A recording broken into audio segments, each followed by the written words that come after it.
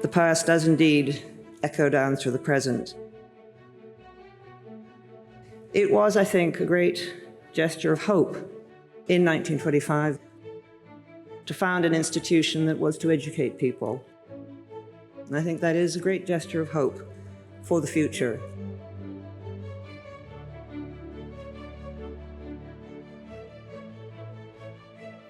This university will live as a symbol of enlightenment that cannot die.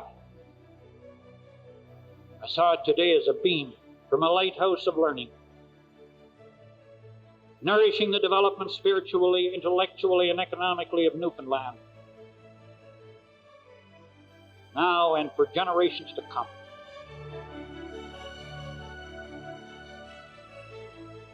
It would be extremely difficult to overestimate the contribution that Memorial has made to every aspect of life in Newfoundland and Labrador. Let us not fall into the trap of taking for granted a memorial that is now so big and so pervasive.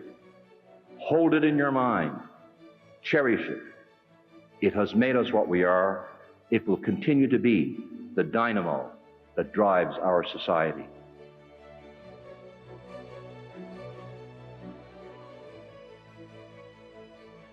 Memorial University seems to be determined to transform culture, to correct historical omissions, to genuinely engage in reconciliation, to welcome diversity, to make its home here, and in all ways make a real difference.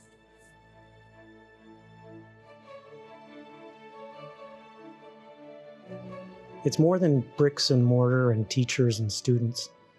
It's a place where we can learn, where we can grow, where we can develop, and more importantly, where we can safely dream about the future of Newfoundland and Labrador.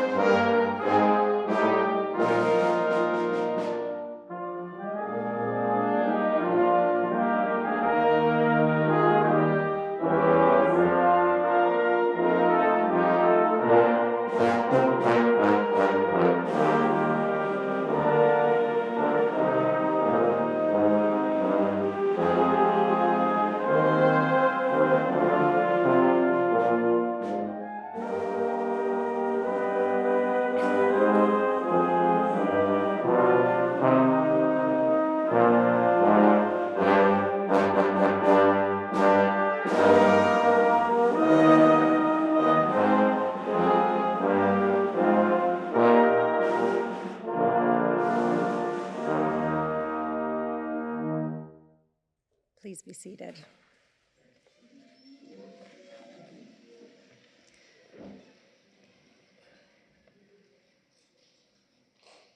Good morning. To begin, we acknowledge that the lands on which Memorial University's campuses are situated are in the traditional territories of diverse Indigenous groups, and we acknowledge with respect the diverse histories and cultures of the Beothuk, Mi'kmaq, Innu, and Inuit of this province. Welcome to the annual Ceremony of Remembrance at the St. John's campus of Memorial University of Newfoundland and Labrador. I am Jennifer Lokash, Memorial University's Provost and Vice President Academic Pro Tempore, and it is my honor to be here with you today for this significant event. Each year, members of our university community come together across all of our campuses to pay tribute and remember those who have served and sacrificed in so many ways for their countries during times of war. I extend a special greeting to those who are currently serving or have served in the armed forces and reserves, particularly the members of the Legion and the Regiment Band. During our annual Ceremony of Remembrance, we take time to reflect on various aspects of wartime experiences. We must never forget the debt of gratitude we owe to those who willingly face danger to protect others, defend our freedom, and preserve our way of life. For our university, this is indeed a solemn occasion, as our connection to this time of commemoration goes beyond simple remembrance. This time of year highlights how Memorial is as much a symbol of remembrance as a poppy or a forget-me-not. Each and every day, our actions are on the shoulders of those who willingly serve their country. Today, as we come together, it is important for us to remember that there were thousands of individuals and hundreds of thousands of families whose lives were changed forever. Each one of these individuals had a story. Family narratives would be changed forever when folks raised their hand and accepted their role as protector of their country and fellow citizens. We retell the stories of bravery and sacrifice so that we may keep these legacies alive. I would now like to invite Dr. Neil Bowes, President of Memorial University, to share his thoughts with us.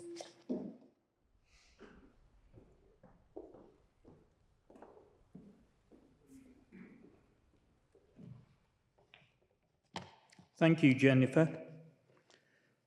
When we think about the First World War, the names that most often come to mind here in Newfoundland and Labrador are Gallipoli, Beaumont Hamel, or other towns on the Trail of the Caribou, and rightly so. The Newfoundland Regiment has been called the Dominion of Newfoundland's first great national effort. In 1914, a country that had no military forces of its own created an infantry that would fight in some of the most savage battles of the First World War and earned the title Royal, the only time during the First World War that this honor was given. But people from this province also signed up with other groups and units, like the Forestry Corps or the Merchant Navy. Some joined regiments in other countries. Women joined the Women's Patriotic Association to raise money and send clothing and other goods to the troops. These are three of their stories. Lieutenant Commander Bernard Harvey is quite possibly the first Newfoundlander to be killed in action in the First World War. Bernard was born in St. John's in 1882, son of the Honourable Augustus William Harvey of Harvey and Company. In 1896, at just 14 years old, he went to England and enrolled at HMS Britannia, the training establishment of the Royal Navy. He worked his way up through the ranks and in 1912 was made Lieutenant Commander.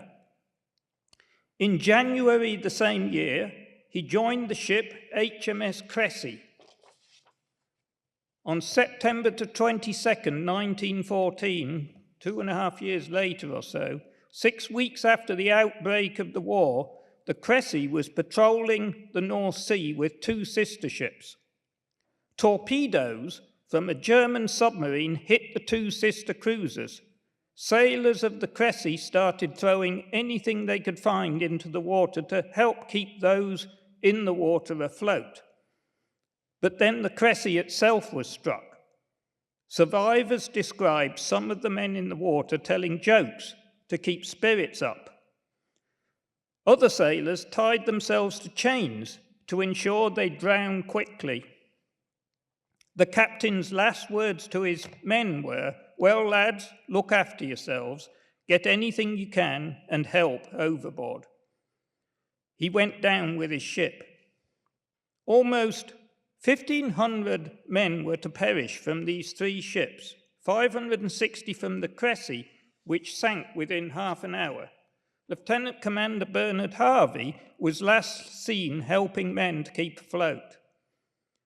The Chatham Naval Memorial in Kent commemorates more than 8,000 sailors who died in the First World War and were lost at sea. The name Lieutenant Commander Bernard Matheson Harvey is inscribed on it. The huge obelisk is so big, it is seen by all vessels using the port, keeping the dead in daily view and daily remembrance. Bertha Bartlett was born in Brigus to a well-to-do family and arrived in St. John's in 1916 to volunteer for overseas service. The Voluntary Aid Detachment was a civilian organisation established by the British Red Cross and the Order of St. John to provide military nursing, patient care and support to the armed forces of Britain and the Empire. Known as VADs, the volunteers were generally young women of middle or upper class background.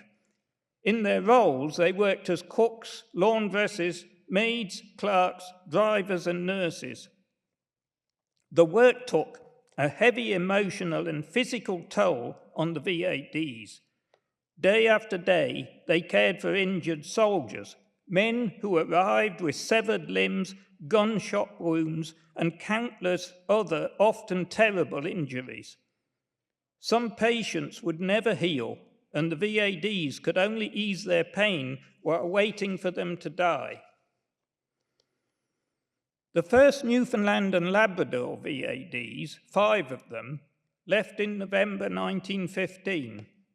By the end of the war, 40 had left the island. Bertha Bartlett arrived in England in December 1916 and had 2 postings. The second was to Bermondsey Institution in London, one of the many hospitals set up in London to care for the wounded. Bertha soon proved herself a capable nurse, despite no formal training, working at the height of the Spanish flu pandemic in 1918. While caring for her patients, she contracted the illness herself and died on the 3rd of November 1918, only 11 days before her 24th birthday. Bertha was laid to rest in Wandsworth Cemetery. She's buried alongside 17 other service personnel from Newfoundland and Labrador. Her headstone is inscribed, "She died for those she loved." 21 Newfoundlanders are known to have joined the Royal Flying Corps or the Royal Air Force. 2 were taken prisoner. One of them, Lieutenant Leonard Edens, died in captivity. Lieutenant John Henry Stanley Green, known to his friends as Stan, died when his plane crashed. Likely the only Newfoundlander to die in this way in the war. Stan was one of the first 500 regimental number 108. He joined his comrades on the steamship Florizel and, like the rest, found himself in Gallipoli in the fall of 1915. 2 weeks after his arrival, he was evacuated sick with a fever. His poor health would keep him in Great Britain until the spring of 1917, at which point he had been promoted to the rank of second lieutenant. Around this time, he applied to be seconded to the Royal Flying Corps. Because the casualty rate was extremely high, the demand for new pilots was constant. Training usually lasted only a few weeks, and a pilot needed to have only 15 hours of solo flying experience before being sent to the Western Front. Stan was assigned to the 57th Squadron as a flying officer and flew long-range bomber reconnaissance. His unit was assigned to fight in the Third Battle of Ypres, a campaign better known to history as Passchendaele. On July 7th, 1917, there was an accident while taking off. The propeller broke, the plane side-slipped and nosedived from 200 feet. He died as a result of severe burns. As he had crossed enemy lines in flight, he was reported killed in action. He's buried in France, but his name is emblazoned on the commemorative plaque in the sanctuary of George Street United Church, along with 33 other members of that congregation who gave their lives in the war. Today, as a living memorial, we remember Bernard, Bertha, and Stan. They might not have served in the trenches, but they served, nevertheless, on the sea, in a hospital, and in the air. At Memorial, their sacrifice will not be forgotten. We salute the memory of all those who served, all those who have stepped forward, generation after generation, to aim to preserve freedom. Thank you.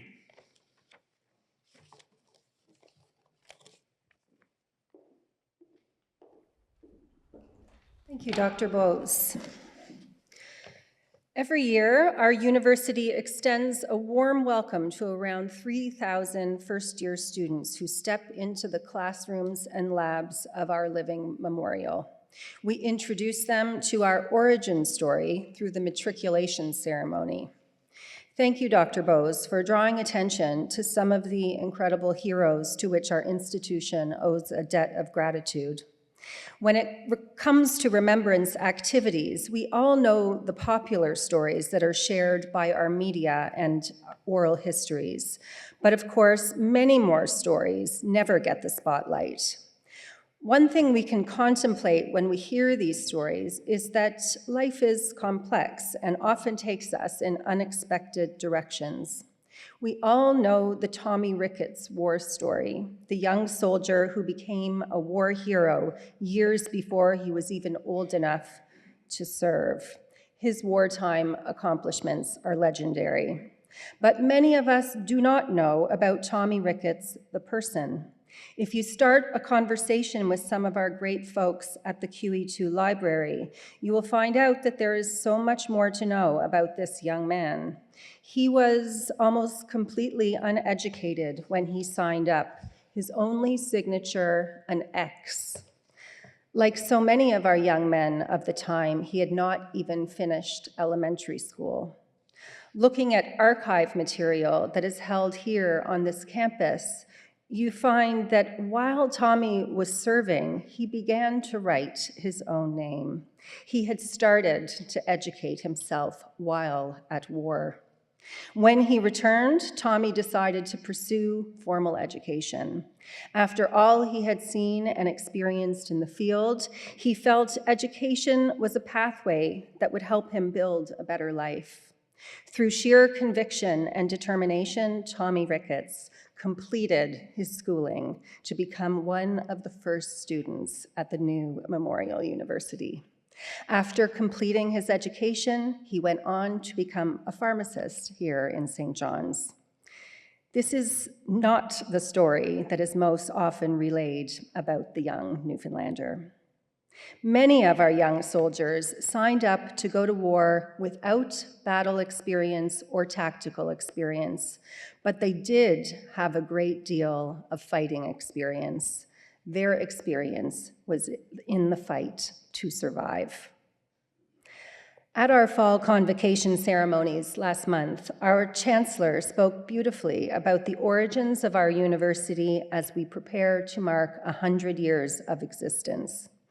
Memorial University is a place to be proud of because of who we are, who we represent, and most importantly, what we mean to our people and to the province.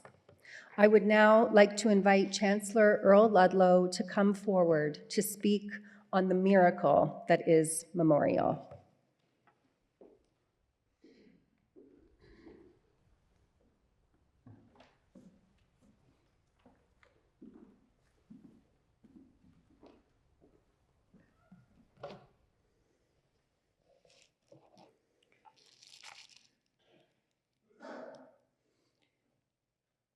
Good morning, everyone. And I've said it before, and I will probably 100% probability say it again.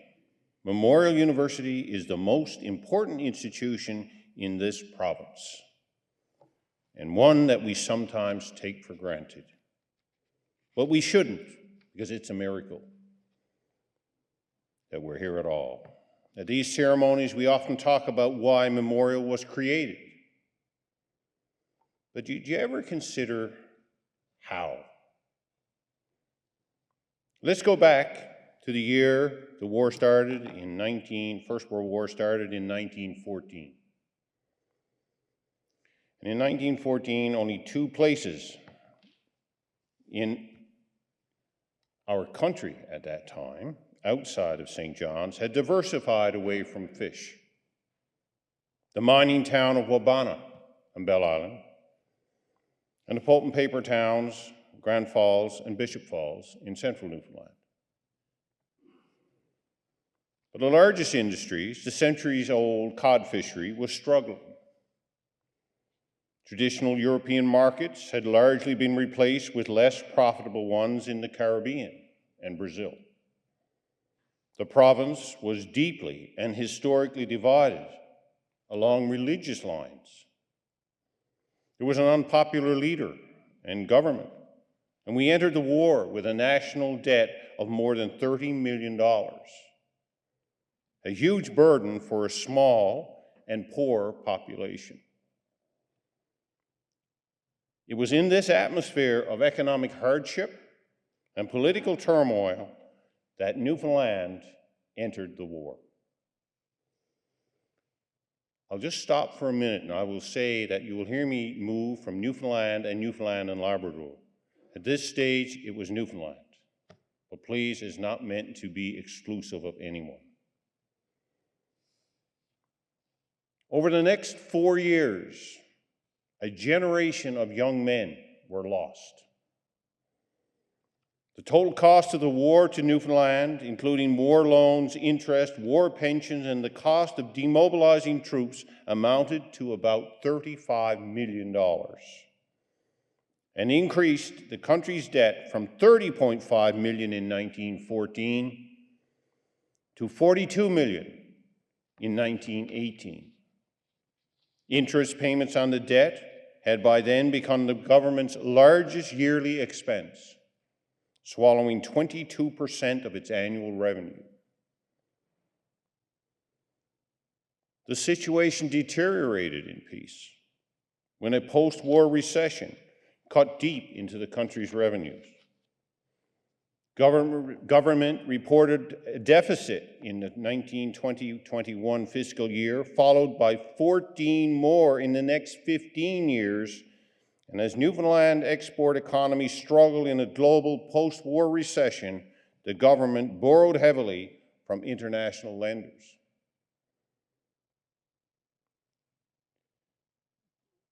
Times were not good for launching an ambitious educational adventure.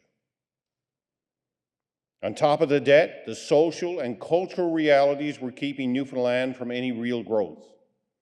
Illiteracy and a lack of education in general contributed to struggles for economic and political well-being.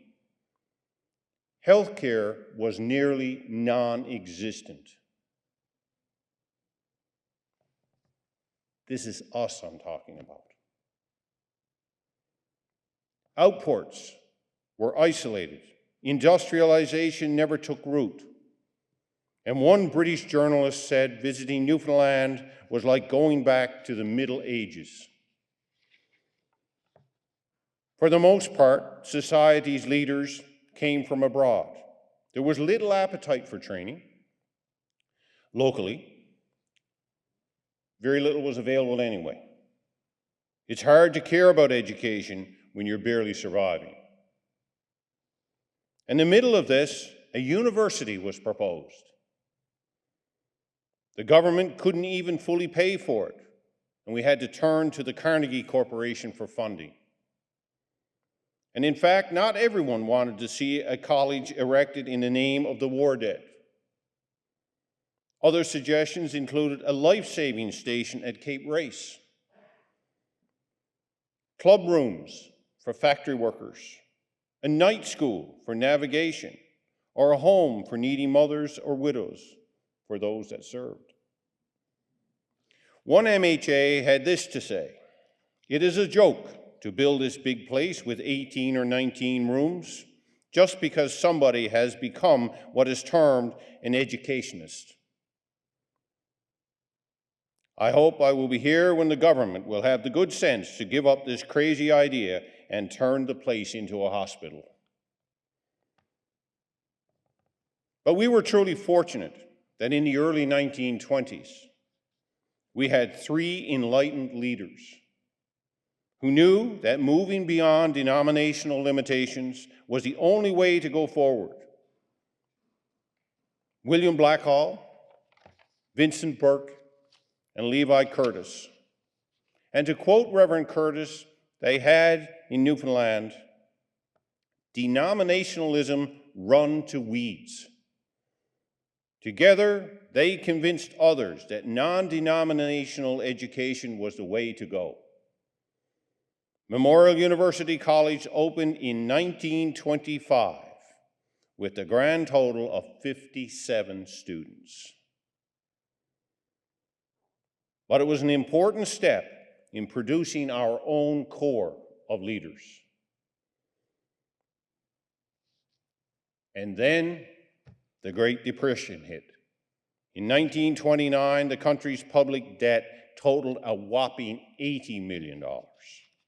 Mining, forestry, and fishing, the mainstay of the economy, were devastated.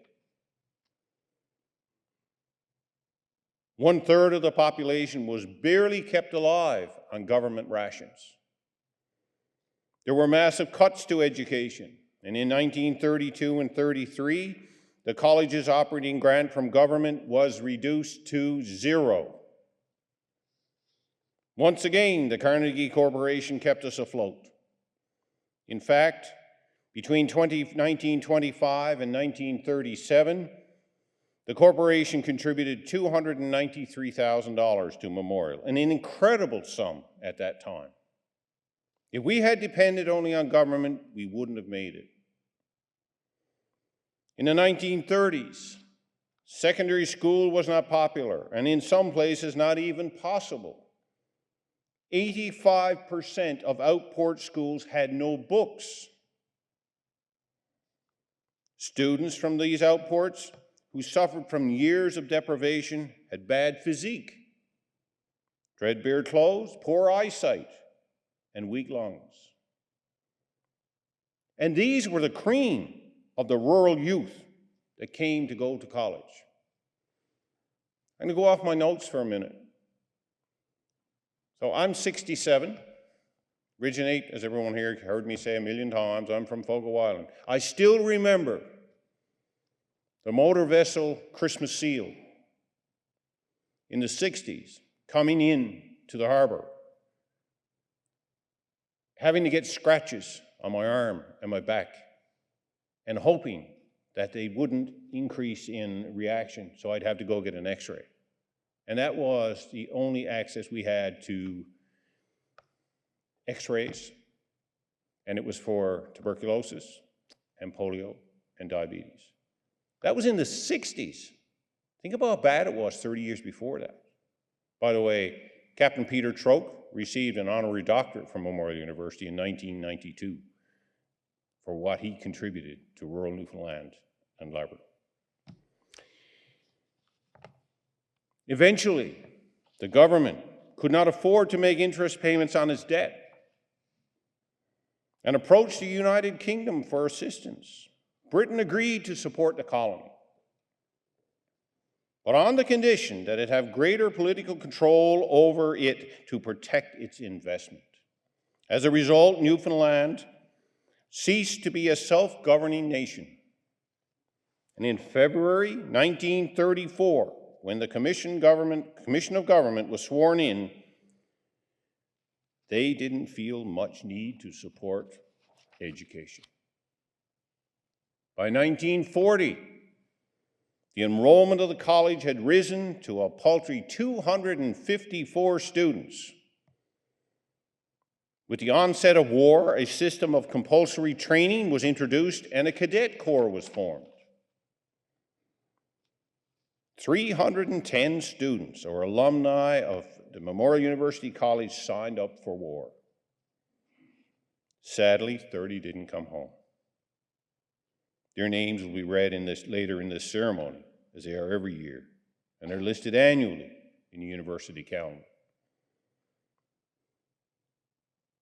The government offered veterans help, those who wanted to continue their education, and for a few years, ex-servicemen made up 20% of the enrollment of the university.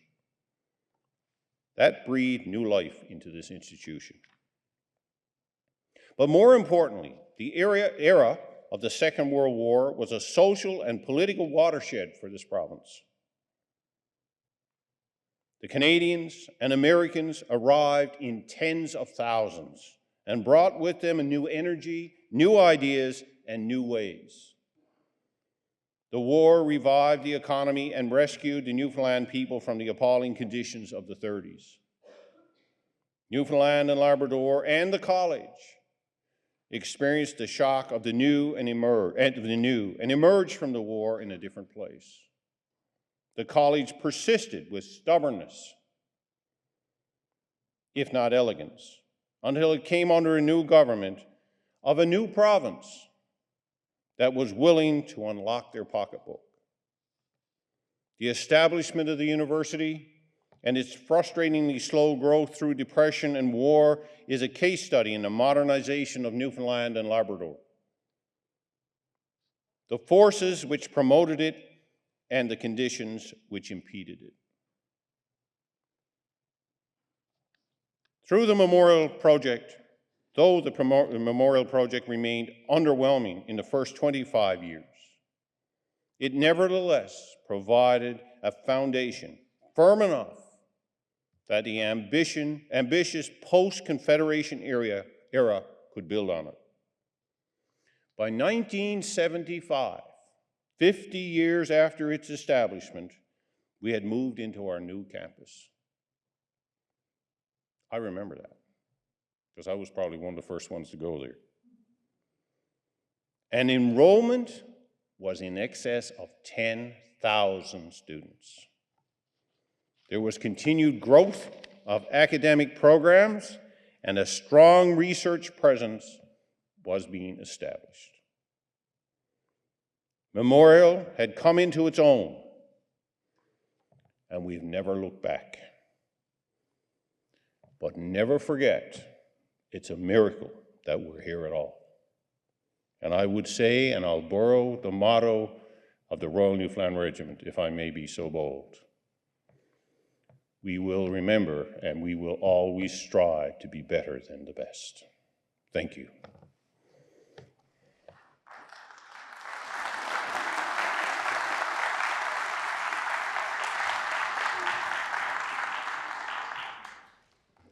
Thank you, Chancellor. We so often look at where we are in the context of today and tomorrow that we sometimes miss the details of where we have come from. And as we've just learned, it was not so long ago that the denominational school system was still in operation in this province.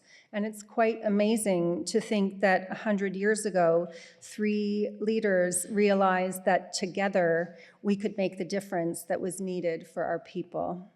I'm certain that over the next year, there will be many inspiring stories of how Memorial has impacted our province and the world in amazing ways.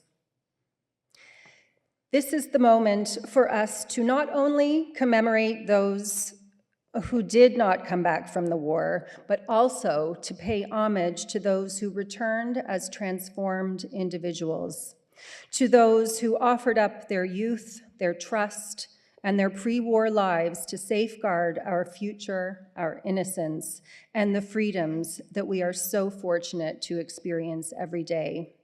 For these profound sacrifices, we remember. Please stand as you are able for the Ceremony of Remembrance, which will include the playing of the last post, followed by 2 minutes of silence where we will display footage of the Danger Tree Monument at Grenfell campus, the playing of the Reveille by Corporal Katie Thistle, who is also an alum of the Marine Institute, and then the reading of the Act of Remembrance by Corporal Benjamin Roberts, Royal Newfoundland Regiment. Corporal Roberts was one of the pallbearers who went to France earlier this year to travel with the unknown soldier until they made it to their final resting place, July 1st, 2024, on the 100th anniversary of the National War Memorial. We are so pleased to have him here with us today.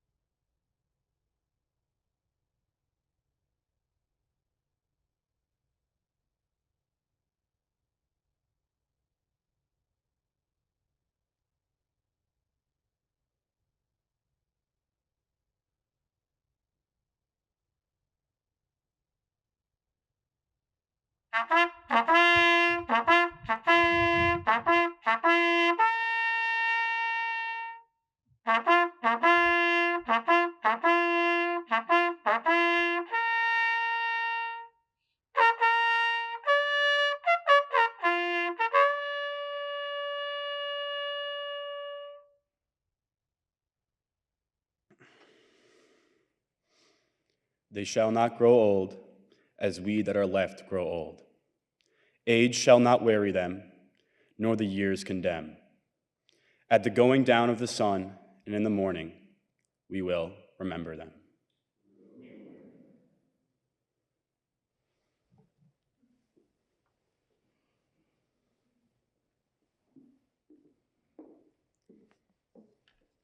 Please remain standing to recognize the Memorial University alumni who died in the Second World War. Following that, University Chaplain Pastor Steve Grimes will offer a blessing.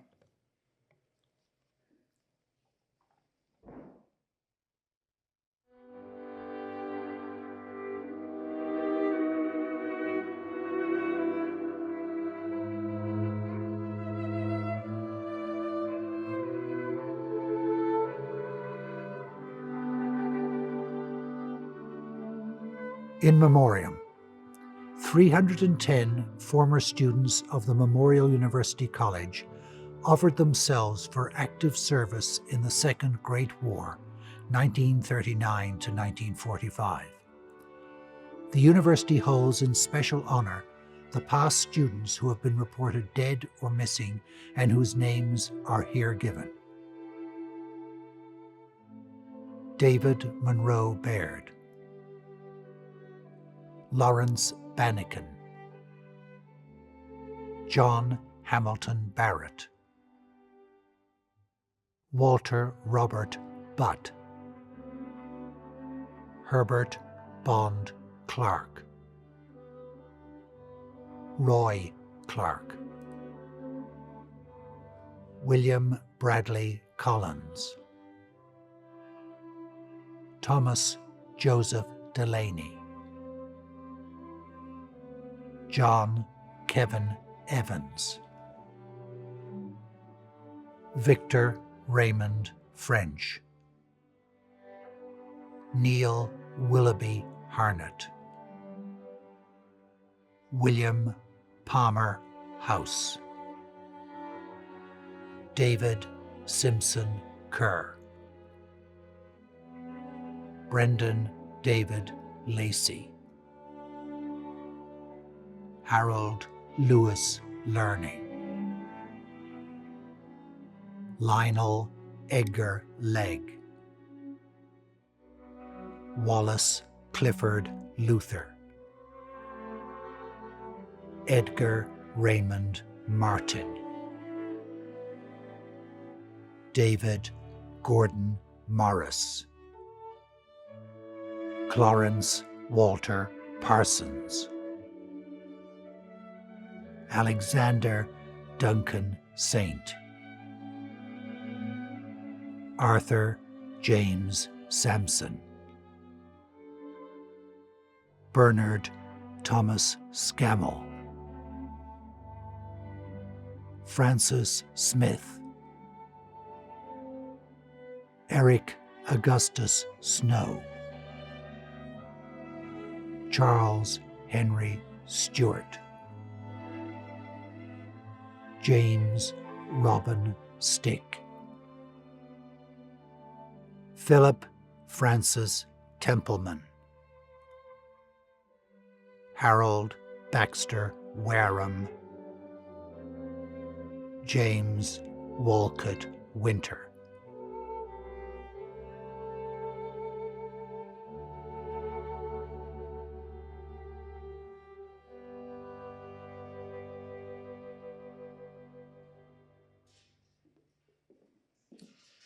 If you are willing, will you please bow with me for a brief moment of prayer? On this day, we remember all those who died defending our country and its freedom. We are thankful for the lives of those who sacrificed everything so that we could be free here today. May we remember them in our everyday actions by showing the love and the peace that they sacrificed their lives for. May you guide our steps today, we pray. Amen.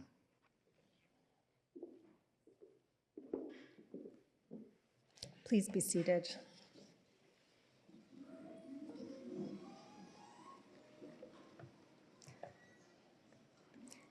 We will now proceed to the laying of wreaths, where representatives of various Memorial University organizations will pay their respects.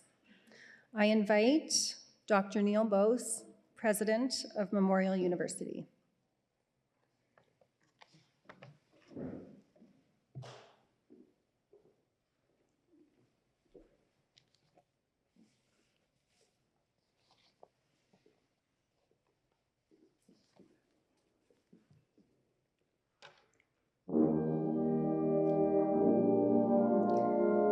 Nicholas Keogh, Memorial University Students Union.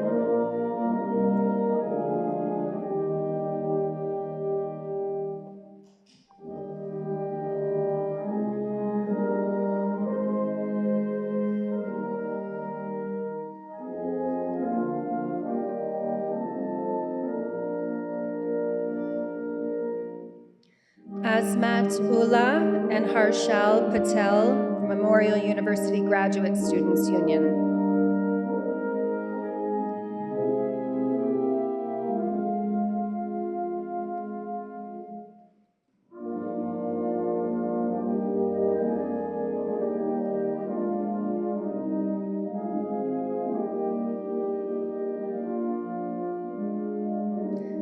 Dr. Ash Hossain and Adeen Ashrafi, Memorial University Faculty Association.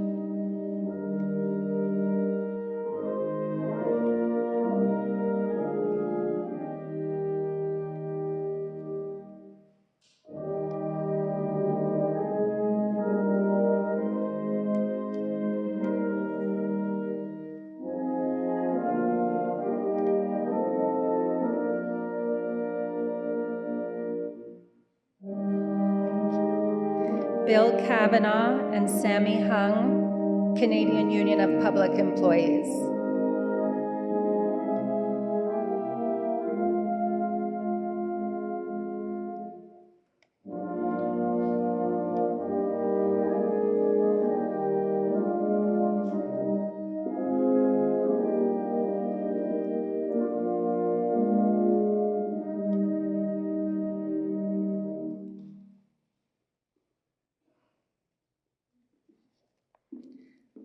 John Hoskins, Lecturers Union of Memorial University.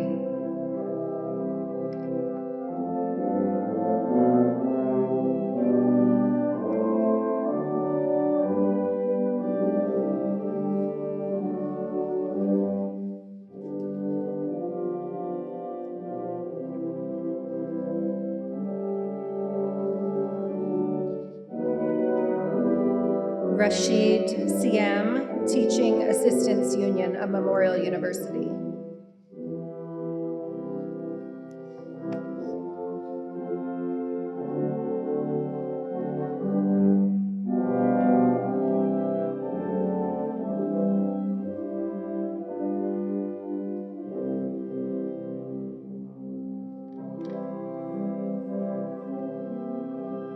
Catherine Dutton, Memorial University Pensioners Association.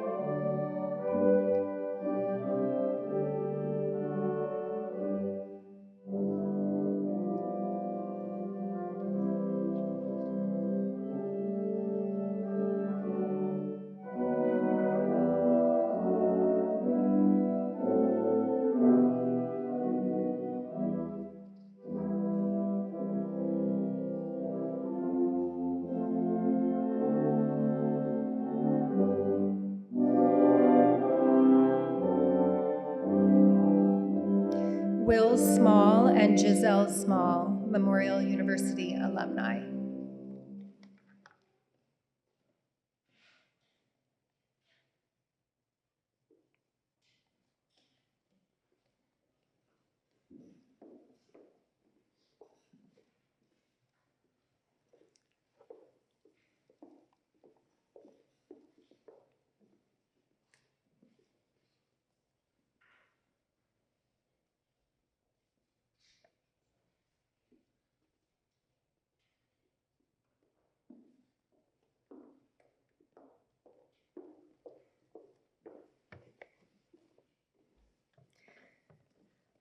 I want to take a moment to thank everyone who participated in our ceremony and attended in person or online today. This ceremony means a great deal to our community, and your support illustrates our collective commitment to the trust that was placed in Memorial University. Please now stand as you are able for God Save the King and the Ode to Newfoundland.